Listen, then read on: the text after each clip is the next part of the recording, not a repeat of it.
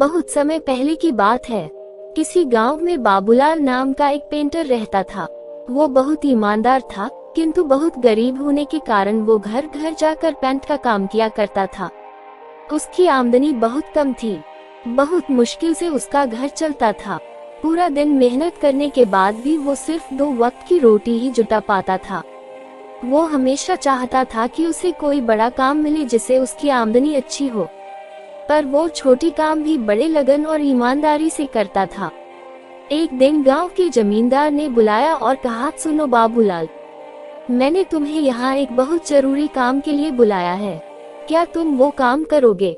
बाबूलाल, जी हजूर, जरूर करूँगा। बताए क्या काम है? जमींदार, मैं चाहता हूँ तुम मेरे नाप पेंट करो और ये काम आज ही हो जाना चाहिए। बाबूलाल, जी हजूर, ये काम मैं आज ही कर दूंगा। सामान लेकर जैसे बाबूलाल आता है वो नाव को रंगना शुरू कर देता है। जब बाबूलाल नाव रंग रहा था तो उसने देखा नाव में छेद था। वो सोचा अगर इसे ऐसे ही पेंट कर दिया जाएगा तो ये डूब जाएगी। ऐसा सोचकर वो छेद को भर देता है और नाव को पेंट कर देता है। फिर जमींदार के पास जाता है और कहता है, हजूर, नाव का काम पूरा हो गया, आप चलकर देख लीजिए। फिर वो दोनों नदी किनारे जाते हैं। नाव को देखकर जमींदार बोलता है, अरे वाह बाबूलाल, तुमने तो बहुत अच्छा काम किया है। ऐसा करो, तुम कल सुबह आकर अपना पैसा ले जाना। उसके बाद वो दोनों अपने अपने घर चले जाते हैं। अगले दिन जमींदार के परिवार उसी नाव में नदी के उस पार घूमने जाते हैं। शाम को जमींदार का नौकर रामू, जो उसकी नाव की देखरेख भी करता था, छुट्टी से वापस आता है और परिवार को घर पर न देखकर जमींदार से परिवार वाले के बारे में पूछता है। जमींदार उसे सारी बात बताता है। जमींदार बात सुनकर रामू चिंतन में पड़ जाता है। उसे चिंतित देखकर जमींदार पूछता है, क्या हुआ रामू? ये बात सुनकर तुम चिंतित क्यों हो गए?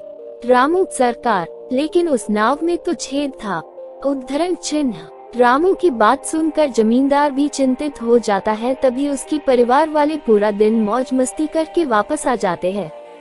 उन्हें सकुशल देखकर जमींदार चैन की सांस लेता है। फिर अगले दिन जमींदार बाबूलाल को बुलाता है और कहता है, ये लो बाबूलाल, तुम्हारा मेहनत का पैसा, तुमने बहुत बढ़िया काम किया है। मैं बहुत खुश हूँ। पैसे गिनने के बाद बाबूलाल हैरान हो जाता है क्योंकि वो पैसे ज्यादा थे। वो जमींदार से कहता है, हजूर, आपने मुझे गलती से ज्यादा पैसे दे दिए हैं।